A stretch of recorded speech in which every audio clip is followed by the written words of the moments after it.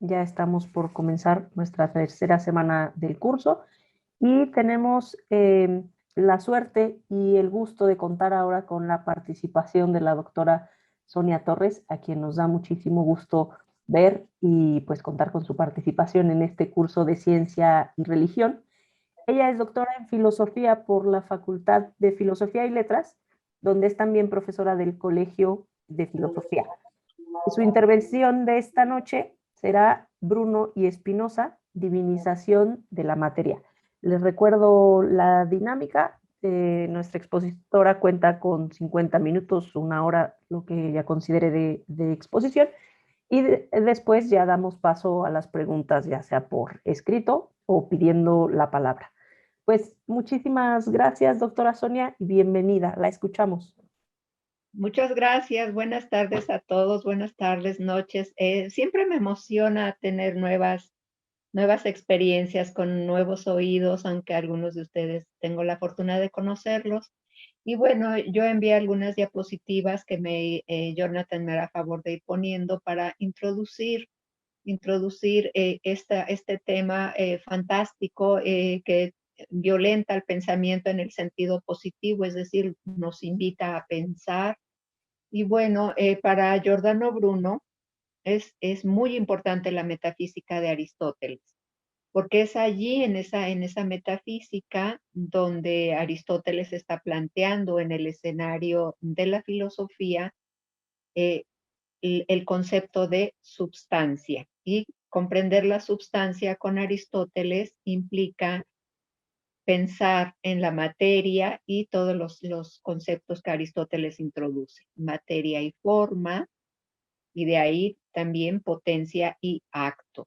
Esta es la manera en la que Aristóteles concibe la realidad, es decir, todas las materias sensibles, el mundo en el que vivimos, los cuerpos, los ríos, las estrellas, los árboles, todos los animales, todo lo que normalmente llamamos cosas, estarían constituidos de, de materia y forma. Esa es la teoría aristotélica del hilemorfismo, y ahí digamos que el problema comienza, y es lo que va a ver Giordano Bruno, cuando todas estas materias compuestas, estas sustancias hilemórficas, van a tener, digamos, una cierta disimetría en su composición. ¿Por qué? Porque la materia va a valer, va a tener una valía menor, ontológicamente hablando, que la forma. Y ahí comenzaría, digamos, toda la tarea de Giordano Bruno, porque lo que está ahí implícito es una fisura, hay una herida que Aristóteles está aplicándole al mundo.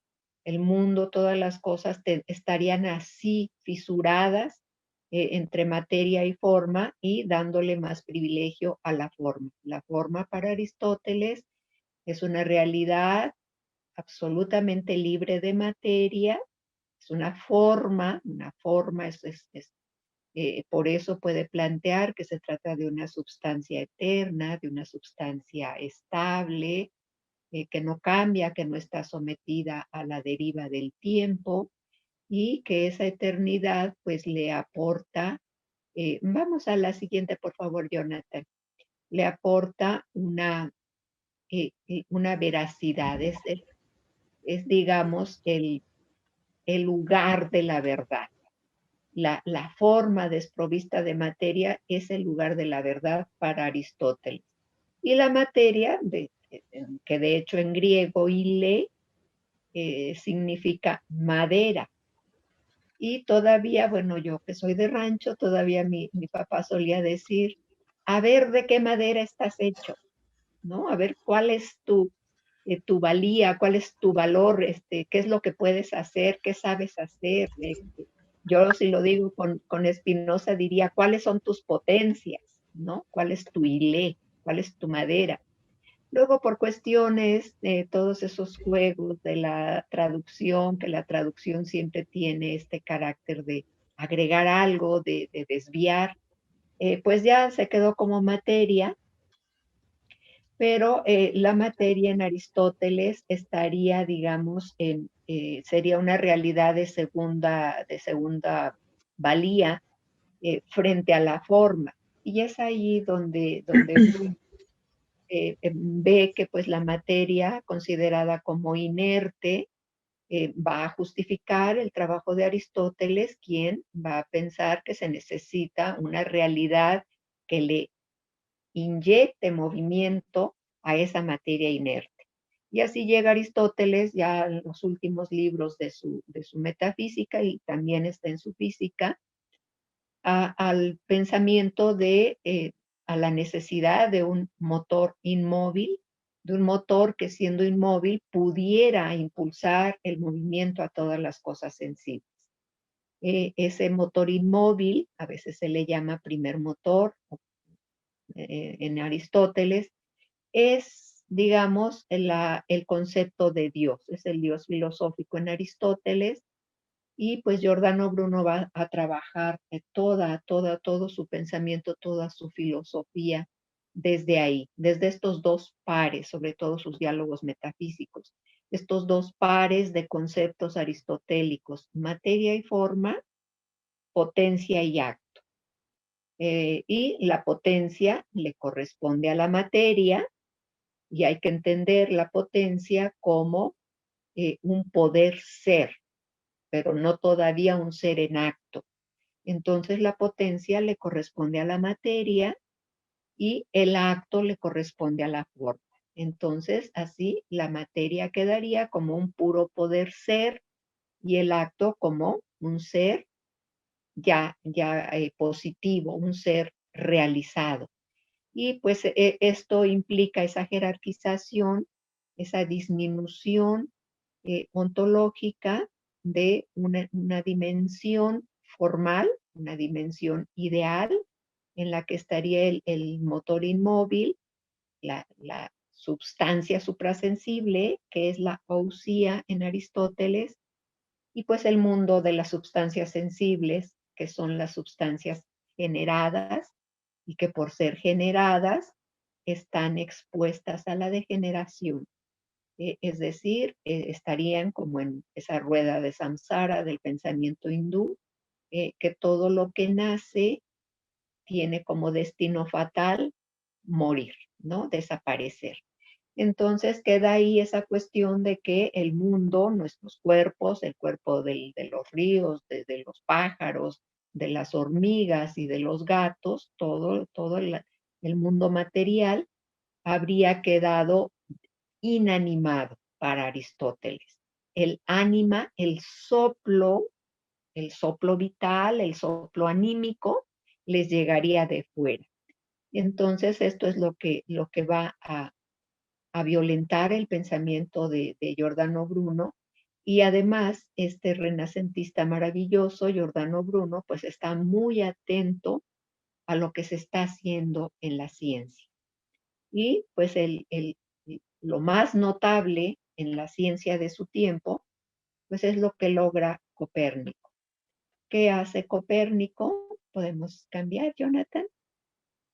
¿Qué hace Copérnico? Bueno, lo que hace pues es dar los argumentos científicos para mostrar que la Tierra, por un lado, no es plana, que no está fija y que no es el centro del sistema, que no es el centro del universo.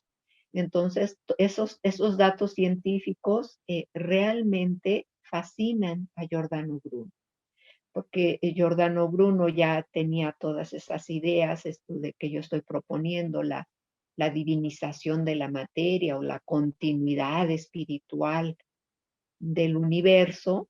Giordano Bruno ya estaban fagocitando estas ideas de que el universo es una realidad animal, es una realidad viva, es una realidad moviente, es una realidad en constante cambio, y necesitaba encontrar las aportaciones o los elementos tanto científicos como filosóficos para desarrollar una filosofía original en la cual va a a ir más allá que Aristóteles, pero también va a ir más allá que Copérnico.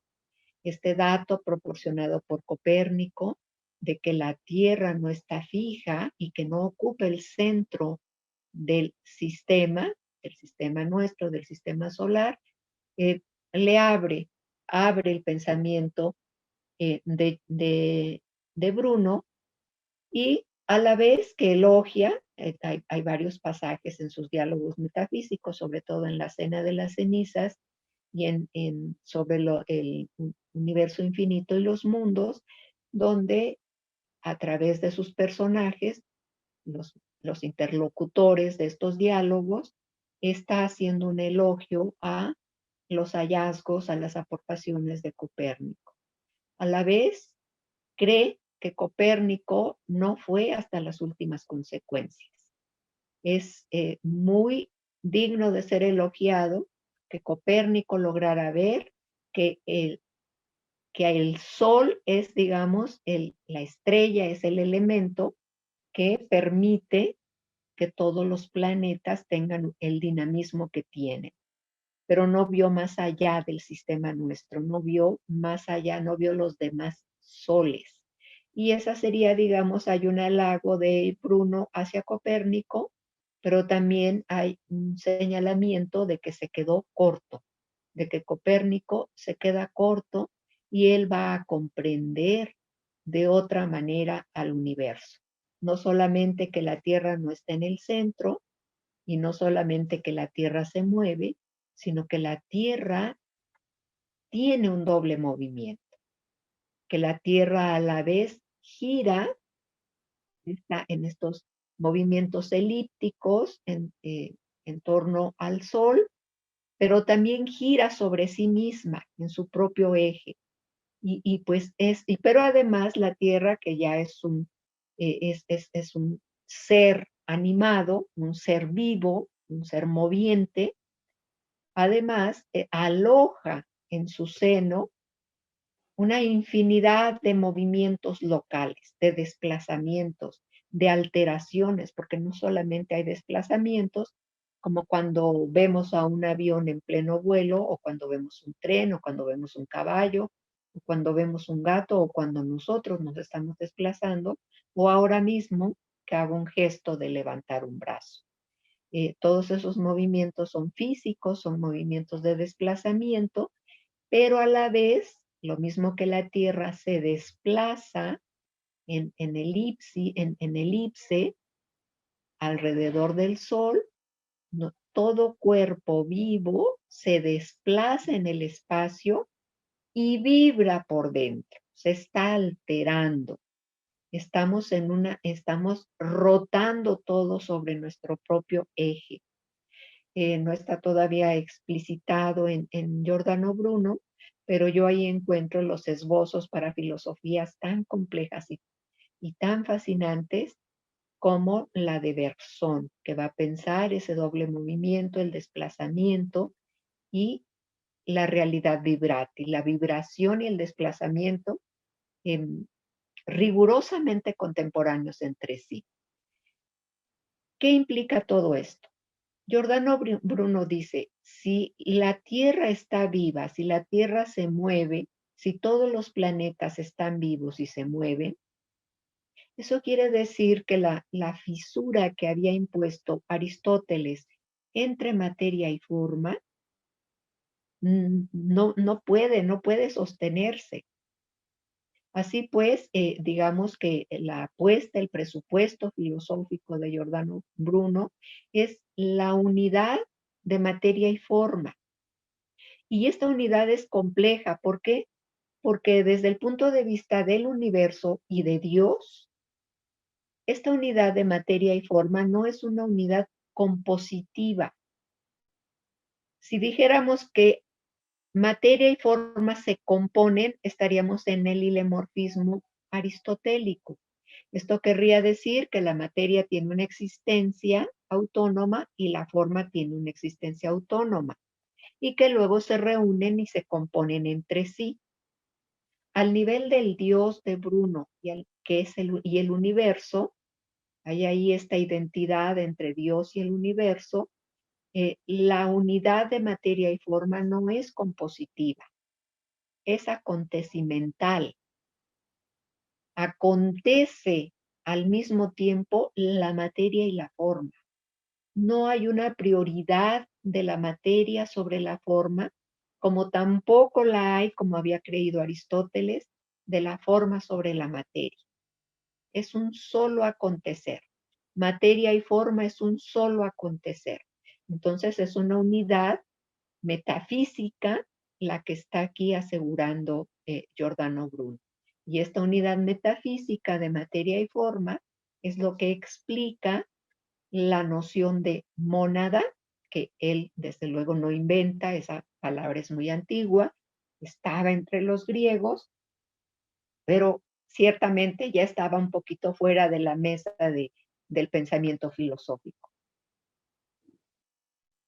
Y es Giordano Bruno, antes que Leibniz, quien vuelve a poner esta noción, este concepto hermoso de mónada en la filosofía. Y la mónada, en pocas palabras, para Giordano Bruno sería esta realidad a la vez extensa e inextensa, y es bueno detenerse en eso porque para Leibniz la mónada suprema será una realidad inextensa. Pero en el caso de Giordano Bruno, la mónada es una realidad a la vez que es materia y forma.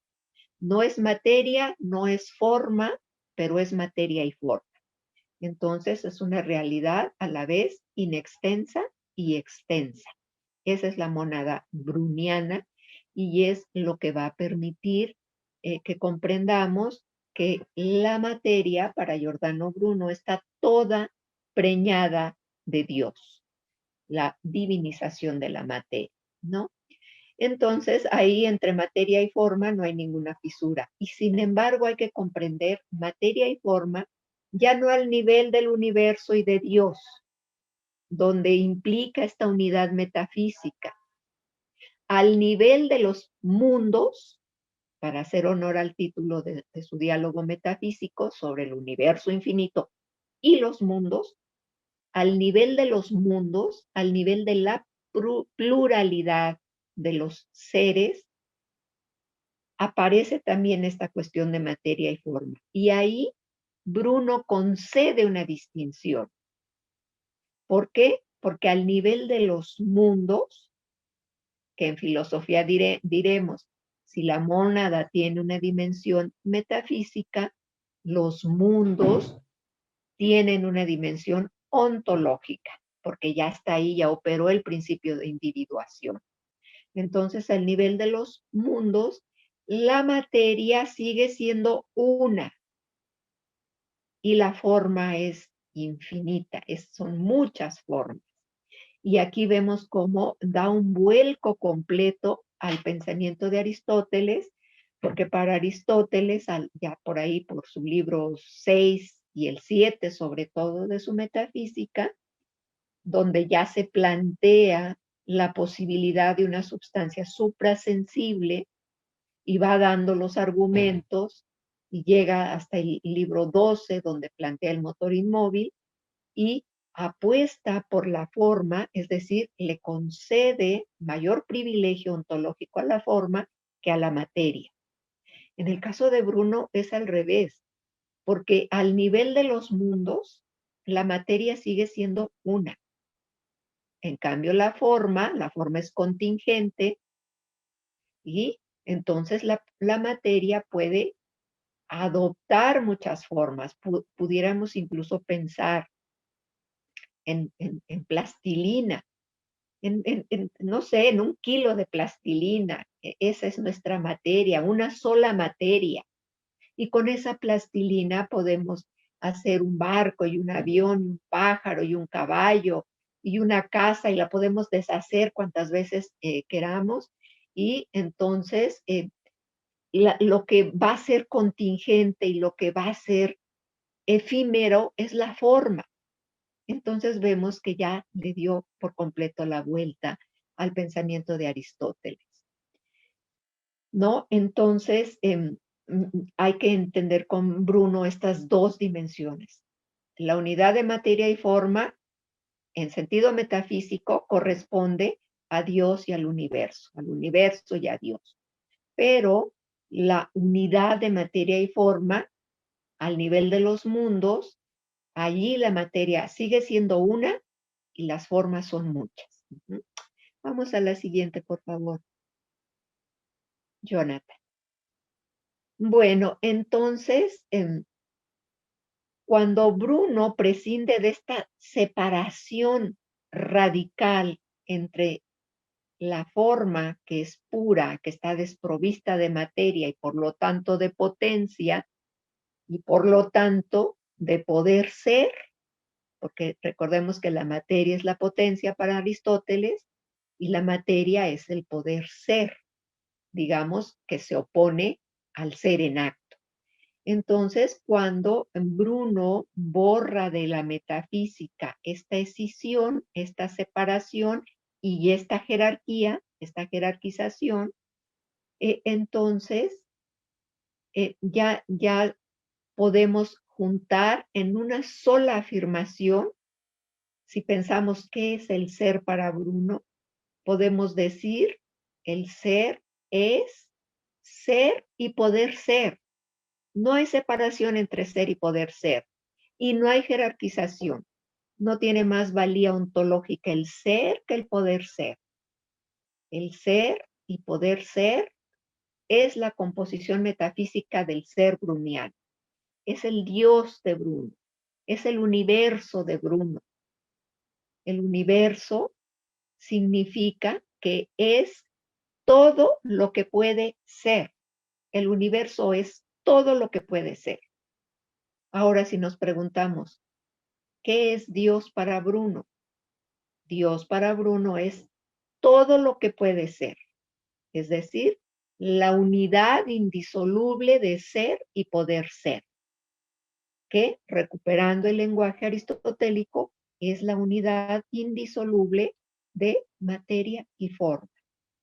Y una vez más, porque Bruno está siempre atento a la metafísica de Aristóteles, una vez más hay que vincular materia y forma con la causalidad aristotélica. Aristóteles introduce 4 causas, ¿no? Introduce la causa material, la causa eficiente, la causa formal y la causa final. Bruno toma 2 de las causas de Aristóteles, que por cierto ya estaban en Platón. La causa material ya está firmada, no necesita recuperarla porque la causa material, la materia ya está firmada, por lo tanto toma la causa eficiente y la causa final. Pero como ya no hay escisión entre materia y forma, ya no hay escisión entre el universo y los mundos, ya no hay escisión ni jerarquización entre Dios y la multiplicidad de seres, entonces necesariamente la causa eficiente rima maravillosamente con la causa final. La causa eficiente y la causa final van juntas, se afirman en ese mismo acontecer, tal y como se afirman la materia y la forma. Y esto es lo que va a permitir, ¿no? Que pensemos ya que el pensar, esta pregunta que tendríamos que formularnos siempre en filosofía, ¿en qué consiste pensar, Bruno? Bruno diría, pensar consiste en considerar esta continuidad del universo, es decir, en no permitir esas relaciones de exclusión, de oposición, de limitación, de negación, porque toda esa lógica aristotélica es lo que hace, divide. Entonces, por ejemplo, Michel Serres, un pensador contemporáneo, dice que esa lógica de oposición y esos desarrollos binarios simétricos, pues es la lógica de la beligerancia en tanto que tal, es la lógica de la guerra, porque es la lógica de la división, de la exclusión, de la negación y de la limitación. Bueno, ¿cómo podemos encontrar resonancias de esto que hace Giordano Bruno en el pensamiento de Spinoza. Bueno, Spinoza desde un primer momento pareciera que es más fácil entender su panenteísmo, porque el primer libro de su Ética, que no es el único libro que escribe pocos libros Spinoza, por cierto, pero la Ética es la obra capital de Spinoza. Y pues la ética sí, es una ética, pero es una ontología purísima y es una metafísica fascinante, porque el primer libro de la ética, que consta de 5 libros, el primer libro está todo dedicado al problema de Dios. Entonces, sin embargo, no empieza afirmando la existencia de Dios, como tampoco empieza afirmando la existencia de una sola substancia, sino que va procediendo en ese procedimiento geométrico, va planteando proposiciones, va dando demostraciones, va introduciendo axiomas, escolios y demostraciones para entonces llegar al punto en el cual es necesario plantearse la existencia de una sola substancia. Y eso pues es ya una recuperación de lo que había hecho Bruno. ¿Por qué? Porque una sola substancia significa que ya no va a admitir en su filosofía esas escisiones que encuentran en los despliegues en esa lógica aristotélica del principio de no contradicción, que en términos de filosofía quiere decir que, y eso nos remite hasta Parménides, cuando Parménides en una de las líneas, en la línea 6 de su poema ontológico, dice lo que es y no puede no ser. Y lo que no es y no puede ser. Entonces, hay una escisión entre ser y no ser, entre ser y poder ser. Con la continuidad introducida por Giordano Bruno, Spinoza ya plantea una sola substancia en la cual no hay separaciones porque cambia la causalidad, ya no va a trabajar con una causalidad trascendente, sino con una causa inmanente. Esto quiere decir que la substancia única espinosista, a la que llama Dios y la identifica con la naturaleza en su doble movimiento, naturaleza naturans o naturante y naturaleza naturata o naturalizada. Esa sola substancia espinosista es una causa inmanente. Esto quiere decir que por ser causa, tiene que producir efectos, porque toda causa para hacerlo produce efectos. Pero como es inmanente, esos efectos permanecen en su causa. Es decir, Dios produce seres, a los que Spinoza llama modos. Son modos de existencia o modos de ser. Dios produce modos de existencia, pero todos esos modos de existencia permanecen en Dios. Nada está fuera de Dios. Y ahí pues está la coincidencia entre Spinoza y Giordano Bruno, porque Giordano Bruno nos dice constantemente, el universo lo llena todo. El universo es inmóvil desde un punto de vista. Es inmóvil porque como lo llena todo, no tiene hacia dónde moverse. Pero sus intestinos no dejan de agitarse. El universo es inmóvil porque no tiene a dónde moverse, pero está lleno de agitaciones. Y en el caso de Spinoza, pues también está esta afirmación, una sola substancia lo llena todo, es una causa inmanente, todos los efectos que produce permanecen en su propia causa, de tal manera que podemos decir que nosotros somos modos o afecciones de Dios. Somos expresiones de Dios. La siguiente, por favor, Jonathan. Y aquí, Jonathan, un apunte importante. Claro, ahorita voy a eso. Un apunte importante, lo diré ya cuando llegue con Spinoza. Estos 3 aspectos que tenemos que considerar.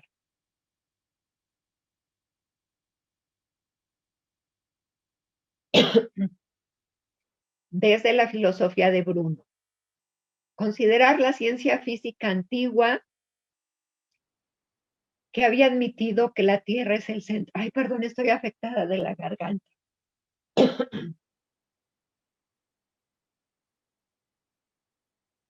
Una disculpa.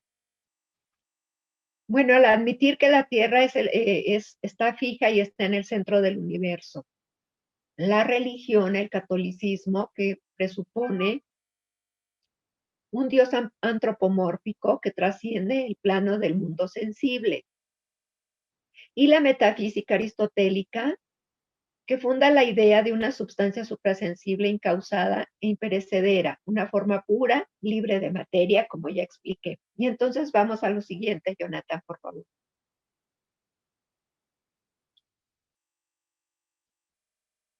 Lo que significan estas tres posturas es esto. La posición fija inhibe el riesgo del cambio, inhibe el devenir.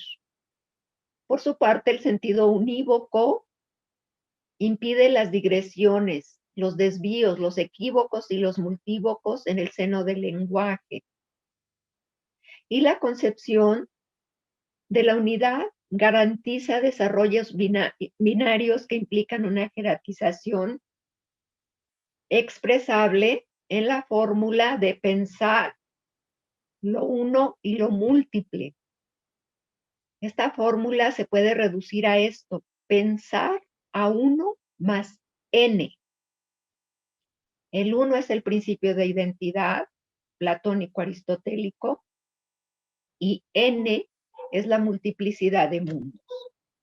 Entonces ahí está, lo que queda afuera pues es la contingencia, lo múltiple, la pluralidad, el azar, el caos, todo eso queda afuera cuando se asegura una unidad entendida semánticamente como unívoca. La siguiente, por favor, Jonathan. Y aquí, bueno, da un gusto ver a Giordano Bruno. Hay una belleza en su pensamiento y hay una belleza en su mirada y una belleza en su rostro y una belleza en su existencia. Alguien muere quemado en leña verde el 17 de febrero de 1600, en los albores de la modernidad filosófica, en esos años en los que Claudio Monteverdi está inventando la ópera, pero bueno, más que inventarla, está poniendo en un nuevo orden musical los madrigales y surge la ópera para el mundo.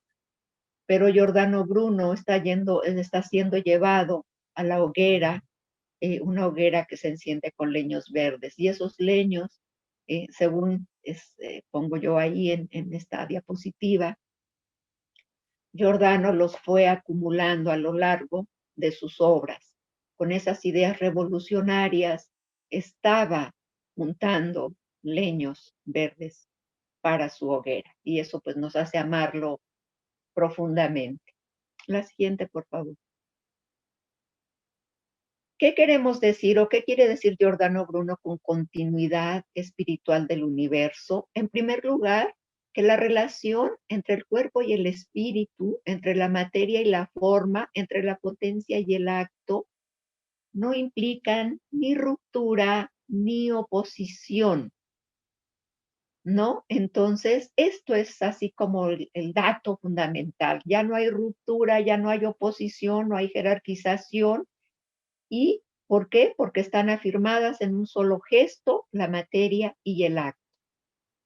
Estas aportaciones, como ya lo había adelantado, de Copérnico, abren el pensamiento de Giordano Bruno y le permiten ir más allá y pensar que este sol de nuestro sistema es uno de infinitos soles, que el universo está sembrado de soles, que hay muchas estrellas y por lo tanto que no hay un solo centro, sino que el universo está todo tatuado con centros.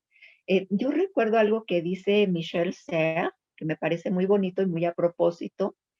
Se pregunta Michel Serres en Los 5 sentidos, en esta filosofía del cuerpo. Dice, ¿y dónde está el alma? ¿En qué sitio del cuerpo está el alma?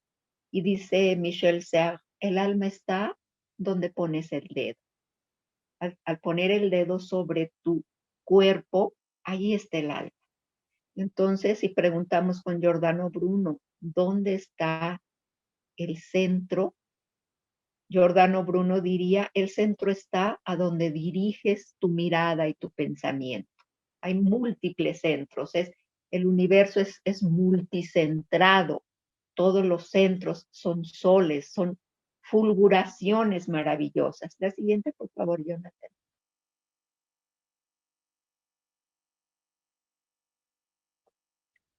Bueno, nada más nos llegan 2 diálogos metafísicos de Giordano Bruno, La cena de las cenizas y Sobre el infinito universo y los mundos.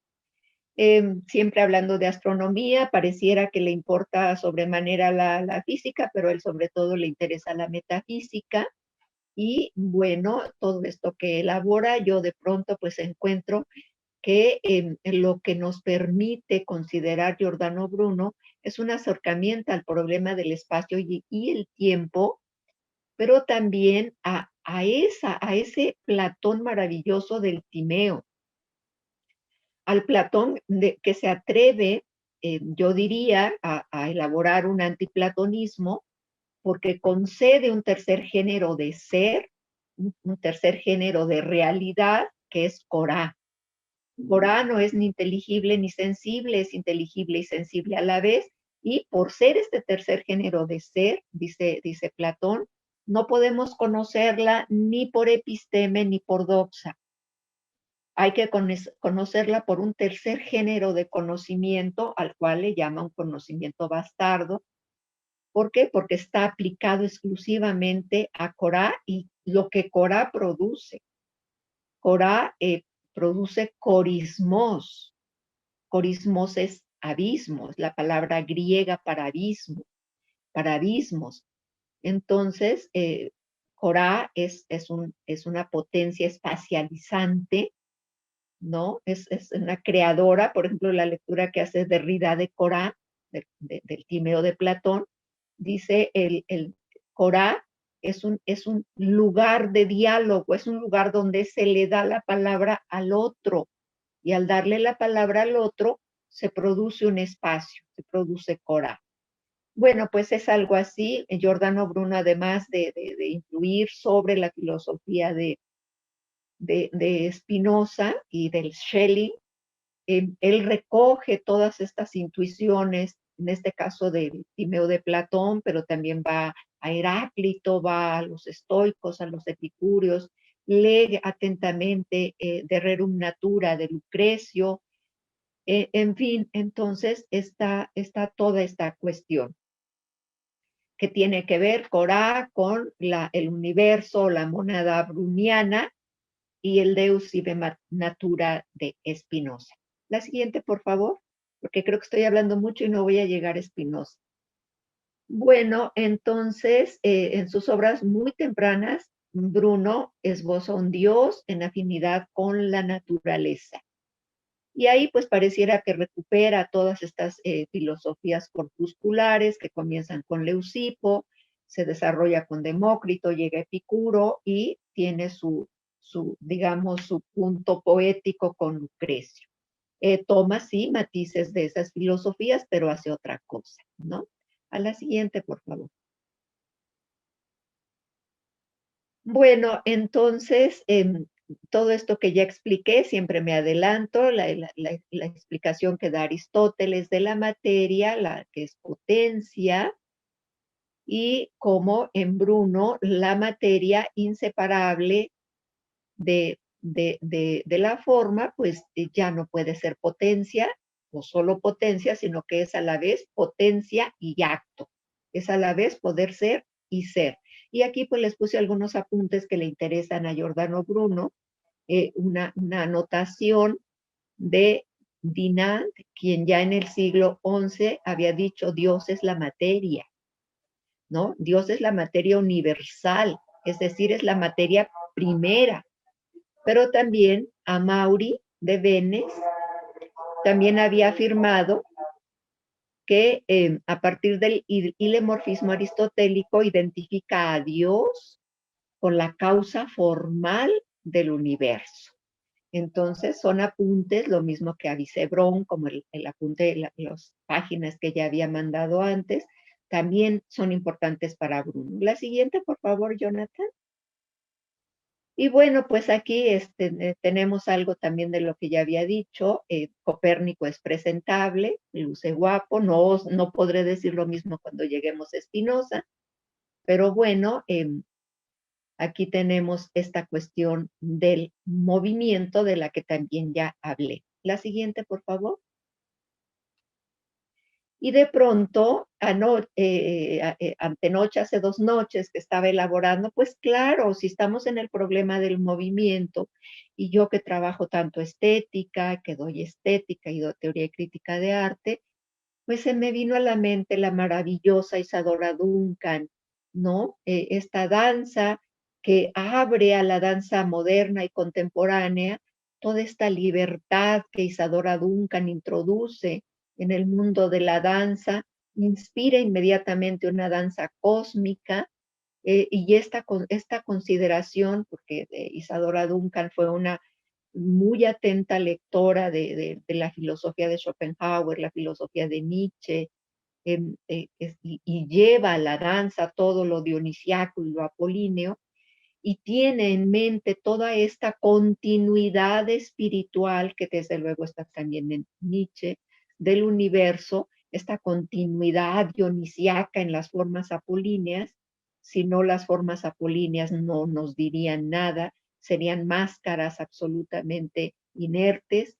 Y pues por eso me atreví a poner a Isadora Duncan, y además un mínimo homenaje para el Día Internacional de las Fuerzas Femeninas. Por eso es que dije, va Isadora Duncan, es 8 de marzo, venga, porque ahí está la danza. A esto también nos inspira Giordano Bruno. Y esa manera maravillosa de comprender la danza en 2 aspectos. Bailar la cosa misma, sería el universo bruniano, y contemplar al espíritu de la danza.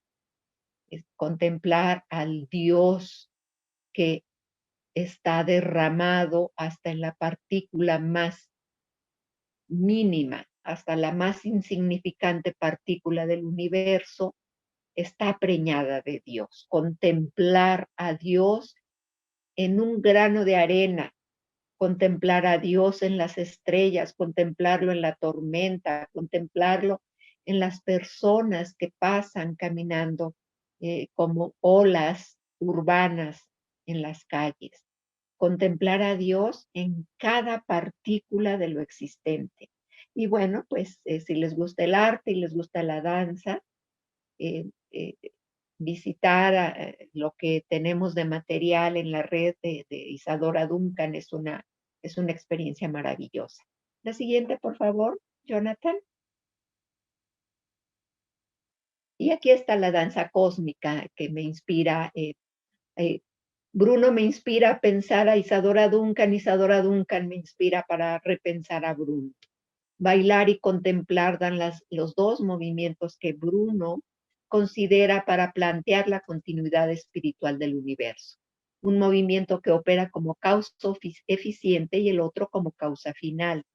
Ambos inmanentes, es decir, correlativos, inseparables y habitando siempre a su propia causa. Así pues, esta infinitud del universo infinita implica que ontológicamente todos los seres son iguales. No vale más un ser que otro. Vale lo mismo un grano de arena que la reina de Inglaterra, ¿no? Todo vale lo mismo ontológicamente, y esto va a ser importantísimo para Spinoza. La siguiente, por favor. La siguiente. Bueno, Isadora baila, y ahí pues me puse ahí. Isadora baila con los pies descalzos, envuelta en mantos transparentes, y como las Ménades, gira la cabeza hacia atrás, poseída por un dios. El lenguaje no alcanza para decir la experiencia de la danza. Isadora ve el movimiento de las nubes, el ondular de los árboles, el vuelo de las aves, el apiñarse las hojas. Su cuerpo deviene viento o la nube. Bruno baila con el pensamiento desnudo, o mejor dicho, únicamente vestido de soles y adornado con dioses. El lenguaje no alcanza para decir la infinitud, porque al pasar por las palabras, el universo se particulariza, el universo se vuelve concreto y por lo tanto se vuelve finito. Ahí están los dos movimientos. La infinitud en lo finito es algo que hay que intuir. Esta es la invitación de Giordano Bruno. Somos seres finitos, pero vamos preñados de infinito. Todo lo que nuestros ojos orgánicos ven es finito, pero hay que intuir en esos finitos la infinitud que los anima. La siguiente, por favor. Bueno, todo lo que mueve es eros, es puro influjo y es deseo a este Bruno que habla de eros, está particularmente el heroico furor, el heroico furore, pero también de los vínculos, de la magia y de los vínculos en general. La magia en las cosas es eros, presente en todas ellas a manera de influjo y deseo. Eros es entonces para Bruno principio racional inmanente en la materia. La siguiente, por favor. La inmortalidad del universo, bueno, pues justamente porque el universo es el gran simulacro de Dios. Y Dios es inmortal, es eterno. Entonces, el universo tiene esta inmortalidad propia de la infinitud de Dios. Nos vamos a la siguiente, si no, no llego a Spinoza. Bueno, el Dios en la filosofía de Bruno, el Dios de Bruno también pues es parte de por qué va a la hoguera. No es un Dios antropomórfico, no es la figura de Jesucristo, es más bien esta energía que mueve todo lo que existe. Entonces, no podemos representarnos al Dios bruniano porque tendríamos que representarnos al todo en uno y el uno en todo. Ese es el Dios de Bruno. La siguiente, por favor. Bueno, esta unidad de Dios universo se manifiesta, se expresa en la naturaleza. Yo con todo gusto les dejo las diapositivas por si las quieren luego consultar, porque ya ahorita primero me detengo mucho y luego no me alcanza el tiempo. La siguiente, por favor, porque sí quiero comentar algo ahí está, Spinoza. Uy, uno de mis grandes amores. Yo tengo corazón de condominio. ¿Quién sabe cuántos filósofos viven en mi corazón? Y pues como Spinoza hace una ética tan hermosa y nos enseña que todos somos perfectos exactamente como somos, porque todos somos todo lo que podemos ser a cada instante, pues entonces nos enseña a amarlo de esa otra manera, porque Spinoza no era agraciado, no era, sí, muchas gracias, no era agraciado, no era lo que se considera en el mundo frívolo, un hombre guapo, pero su belleza lo cubre por todos lados. Entonces, pues a Spinoza le toca transitar en un siglo complejo, en un siglo, este siglo XVII, que es el siglo, en los albores del siglo muere Bruno y a mediados de siglo aparece Spinoza, surge Spinoza. Hay una tempestad ontológica, una especie de nudo temporal en el que se han condensado todos los problemas del ser. ¿Por qué? Porque en el siglo XVII, que es el gran siglo del barroco, todo se pliega y complica. Es la época que, si lo decimos con esta noción grecolatina, es la época de la implicatio explicatio. La siguiente, por favor, Jonathan. Este siglo, pues que acontecen tantas cosas en todos los ámbitos del pensamiento, la filosofía, la ciencia, la política, es el siglo en el que aparece la primera concepción del contrato social para edificar las sociedades modernas, está Hobbes, aparecerá John Locke, luego vendrá Hume. Es un siglo maravilloso, el siglo XVII, es verdaderamente fascinante. Todas las paredes se derrumban, todo se vuelve umbralar, la propia existencia de Spinoza es umbralar, él está siempre entre un mundo y otro, entre el judaísmo al que pertenece y el catolicismo con el que establece relaciones de amistad muy fuertes. Está siempre en la frontera. Esto le permite desverticalizar al ser, desjerarquizar al ser, le permite pensar líneas de universo que son horizontales, concebir la contemporaneidad de la substancia y los modos, y a la vez pensar en paralelo el pensamiento y la extensión, pensar lo puro expresado y la expresión, es decir, pensar a la vez a Dios y a la naturaleza. El sistema de Spinoza es maravilloso. En la siguiente, por favor, Jonathan. Él introduce un verbo, introduce el verbo expresar. ¿Por qué? Porque la expresión es despliegue y se expresa lo que está ovillado, lo que está complicado, lo que está implicado. Y entonces utiliza expresión, le otorga un carácter ontológico a la expresión, es decir, arranca la noción de expresión de la lingüística y le da un estatuto ontológico, y entonces esa substancia única espinosista que es Dios se explica, se despliega en sus modos de existencia, en sus infinitos modos de existencia, en sus infinitos modos finitos de existencia, ¿no? Entonces, el problema se desplaza, el problema al nivel de los mundos, y lo decimos con Bruno, al nivel de los modos, con Spinoza, será el problema de la relación, porque todo en la pluralidad de modos se constituye en relación. Cuando yo sorbo un poco del té que estoy tomando, esta materia, la que llamo mi cuerpo, entra en relación con la materia del té, que es agua aromatizada con clavo. Me gusta mucho el té de clavo. La siguiente, por favor. Y así pues, el paralelismo es el del idealismo de la totalidad. La totalidad es ideal, es Dios, y el materialismo de la vida. Entonces aquí no hay separación entre la totalidad que es Dios y la materia, el universo, todo el universo, el materialismo de la vida. Ese es el contenido de Deus sive natura, Dios naturaleza.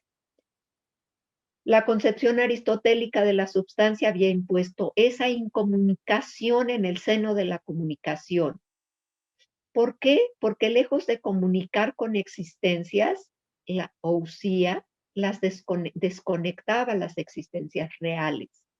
La función de la forma aristotélica es la de separar, abstraer, alejar el pensamiento del drama de la existencia, abrir un topos para la divinidad, es decir, para su motor inmóvil, siempre en extrañeza con los torbellinos en los que las cosas palmarias no dejan de rozarse entre sí, porque justamente en esos roces, en esas relaciones, es que todas las cosas se constituyen. La siguiente, por favor, Jonathan. Muchas gracias. Al igual que Bruno Spinoza, orienta su filosofía hacia la unidad no numérica de la substancia. ¿Por qué? Porque la unidad numérica implica una lógica de distancias, de distanciamientos que impiden los derrames de Dios en la infinita diversidad de formas de la naturaleza. En cada partícula de materia se expresa el latido de Dios, es Dios quien late.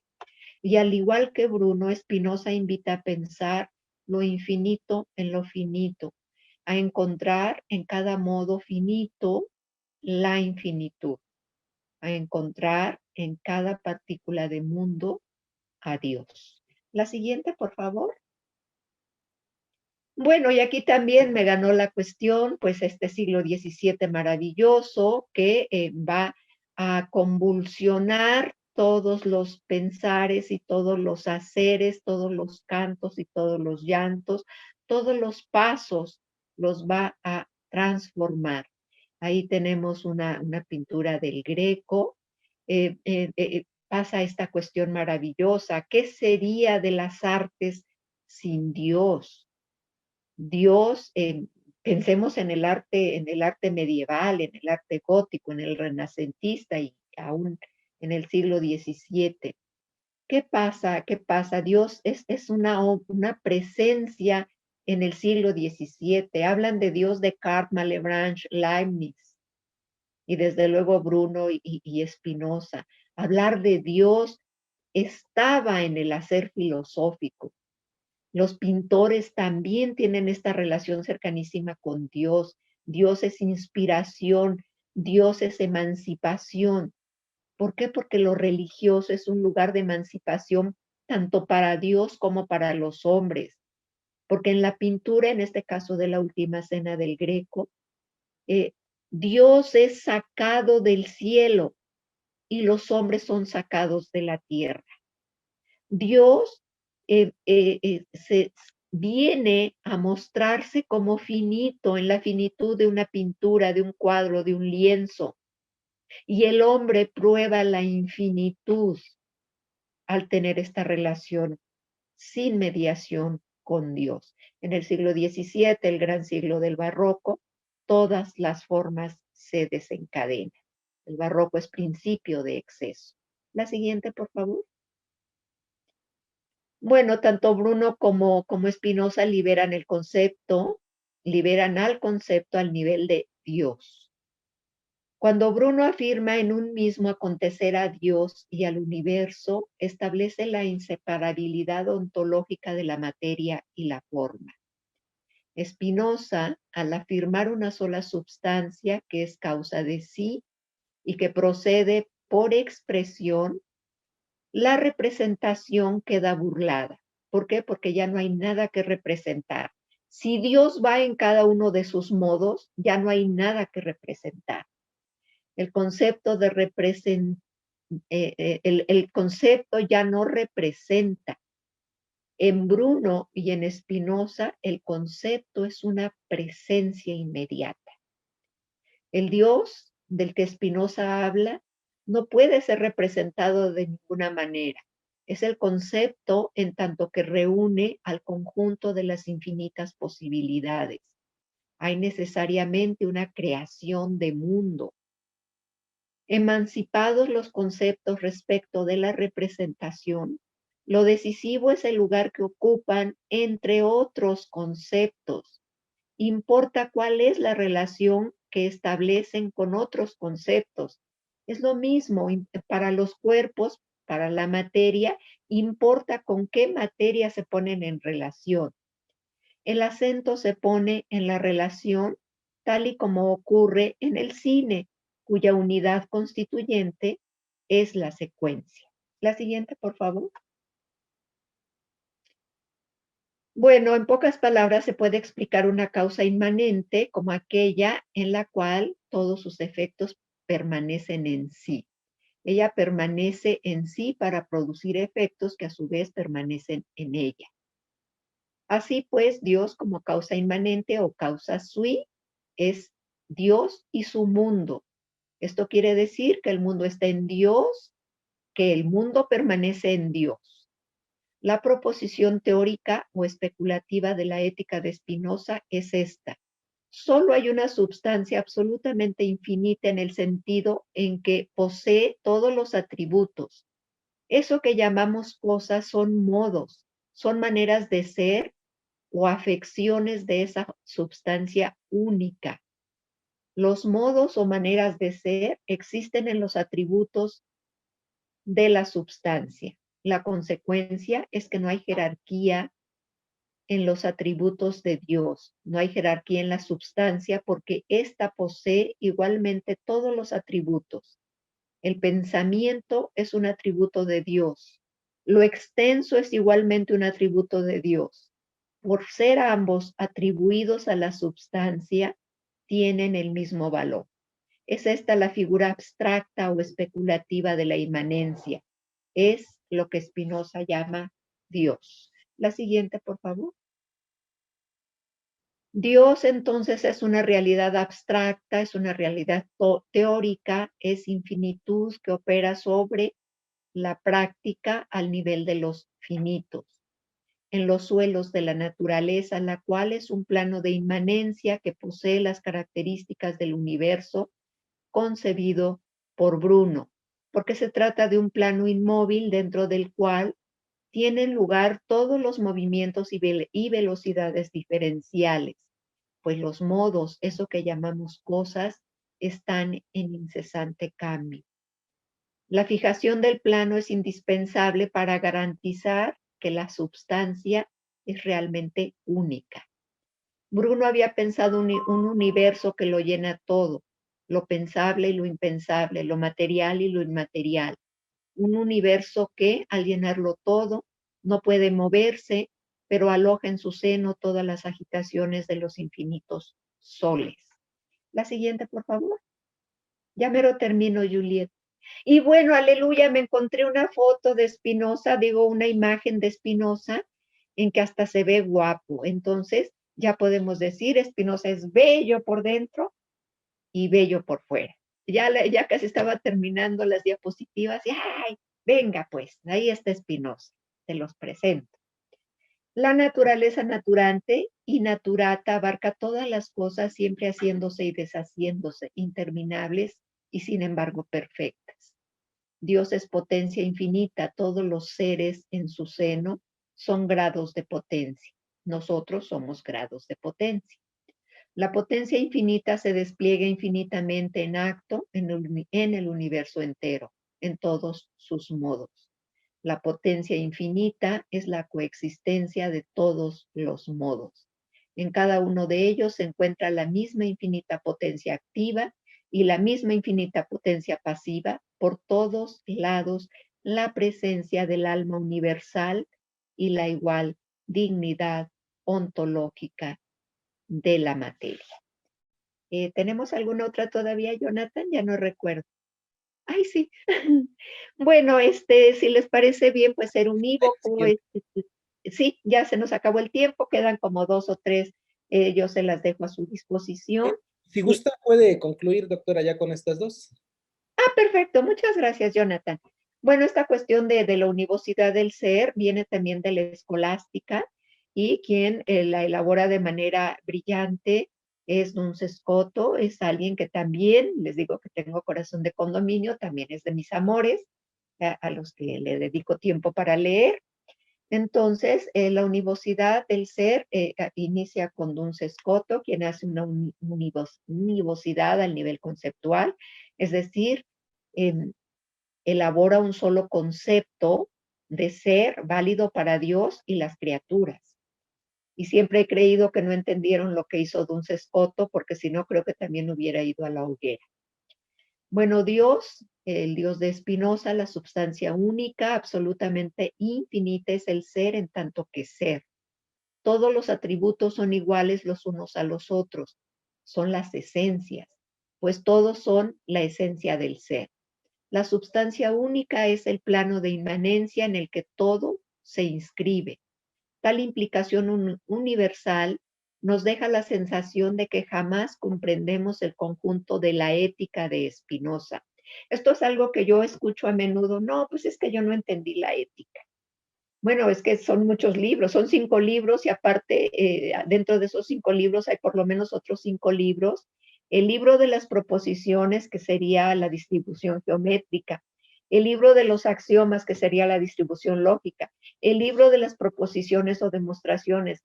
Y el libro de los escolios, que es el libro afectivo, son los afectos. Los escolios son los afectos, son las pasiones. Entonces hay muchos libros en la ética de Spinoza. Esto se debe justamente a esa implicación. Cuando creemos que ya hemos aprehendido el todo, no tenemos más que una de sus afecciones, es decir, uno de sus modos o maneras de ser. ¿Por qué? Porque cada modo es una presencia no una representación. Y esa presencia nos toma por completo. Bueno, y Delbos, encontré esta anotación de Delbos, solía decir que Spinoza es un gran viento que nos arrastra. La siguiente, por favor, Jonathan. El procedimiento de escritura de Spinoza es al estilo escolástico. Esto es así, ¿por qué lo podemos decir? Pues porque comienza con un glosario de definiciones, ¿no? Así nos define la substancia, la esencia, la naturaleza. Es exactamente como ese libro quinto que nos ofrece Aristóteles, que es el glosario de sus términos. La demostración es a la manera geométrica, convertida en un método completo de la exposición de la ética, y cada uno de los 5 libros que lo componen comienzan por definiciones, axiomas, proposiciones o teoremas, demostraciones del teorema, corolario del teorema, escolio, en fin, un trabajo muy apegado al método científico. El método geométrico es el proceso que consiste en llenar el plano de inmanencia, que como dijimos es un plano fijo, es el plano de la substancia absolutamente infinita. En todo el proceso hay un encadenamiento continuo de los conceptos. Cada teorema remite a otros teoremas, cada demostración remite a otras demostraciones, cada escolio remite a otros escolios. Se trata de un trabajo muy sistemático en el que se enlazan finamente un Dios sin religión, la filosofía y la ciencia. La siguiente, por favor. Y ya, es la última, tratando de concatenar todas estas cuestiones. Bueno, justamente el espíritu de este seminario, el espíritu de esta serie de charlas, pues estarían así rozándose a lo largo de toda este planteamiento, esta propuesta que yo les hago para que dialoguemos. Y pues muchas gracias por escuchar.